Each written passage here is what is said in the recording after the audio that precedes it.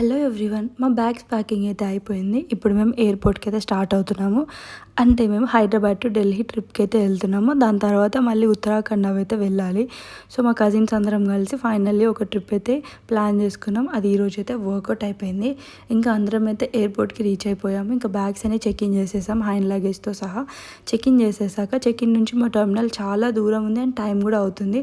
So మేమైతే చాలా ఫాస్ట్గా నడుస్తూ వెళ్తున్నాం. మా బుడ్డోడికి ఇది ఫస్ట్ ట్రిప్ అనమాట. వీడికి లైట్స్ ఇవన్నీ చూస్తుంటే చాలా కొత్తగా అనిపిస్తుంది. వాడు అన్ని కన్ను ఆర్పకుండా చాలా ఎగ్జైటింగ్గా చూస్తున్నాడు, ఏంటి అంత కొత్తగా ఉంది అని చెప్పేసి. ఇంకా మేము వచ్చేసరికి ఫైనల్ కాల్ అయితే అనౌన్స్మెంట్ అయింది. అండ్ ఇంకా అదే లాస్ట్ బస్ అనమాట. ఫాస్ట్గా పరిగెత్తుకుంటూ వచ్చి బస్ ఎక్కేసి అయితే మేము మా ఫ్లైట్ దగ్గరికి అయితే వచ్చాము. ఈ ట్రిప్ అయితే మేము మా ఓన్గా ప్రిపేర్ చేసుకున్నాము. ఐటినరీ అని ఎక్కడికి వెళ్ళాలి ఏంటని మా ఓన్గా ప్లాన్ చేసుకున్నాం అనమాట. మేము ఎక్కడి నుంచి అయితే ఈ ట్రిప్ని బుక్ చేసుకోలేదు. కాకపోతే మమ్మల్ని 1 వీక్ పాటు మేము ఎక్కడికి వెళ్ళాలో ఆ ప్లేస్ అనేది తిప్పడానికి అయితే మేమైతే ఒక ట్యాక్సీ బుక్ చేసుకున్నాము.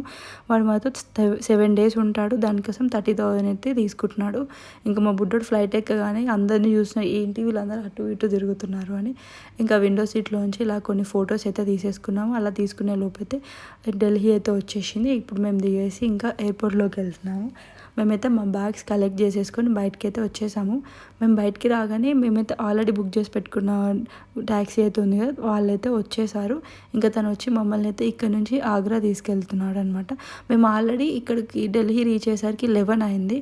ఇంకా Delhi to Agra 3 hours journey అంట. ఇక్కడ ఎండలైతే చాలా బీభత్సంగా ఉంది. అండ్ ఇంకా లంచ్ టైం కూడా అయింది. మేమైతే దాబాలు రెస్టారెంట్లకి వచ్చామైతే 2 గంటల నుంచి వెయిట్ చేస్తున్నాం కానీ ఎక్కడ సరిగ్గా కనిపించలేదు. ఫైనల్లీ మాకు హైవే పైన అయితే ఒక దాబా కనిపించింది. ఇంకా ఏదో ఒకటి లోపలికి అయితే వెళ్ళాము.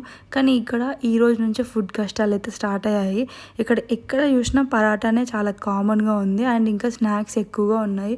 ఇంకా రైస్ ఐటమ్స్ అయితే చాలా తక్కువ. ఒకవేళ రైస్ ఉన్నా కానీ చాలా తక్కువ క్వాంటిటీ అండ్ చాలా పుల్లలుగా ఉండేసరికి అస్సలు తినాలనిపించలేదు.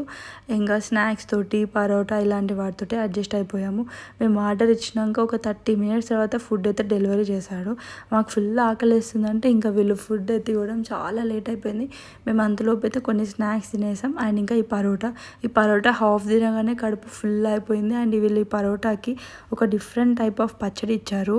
అంటే మ్యాంగోస్, లెమన్, క్యారెట్, క్యాబేజీ ఇవన్నీ మిక్స్ చేసి ఆవకాయ టైప్ పెట్టారు. అది పుల్లగా చప్పగా ఎట్లెట్లనో ఉంది. అసలు దాని టేస్ట్ చెప్పడానికి కూడా రాదు. ఇంకా మేము ఫుడ్ అయితే తినేసి మళ్ళీ ఆగ్రాకి అయితే స్టార్ట్ అయిపోయాము.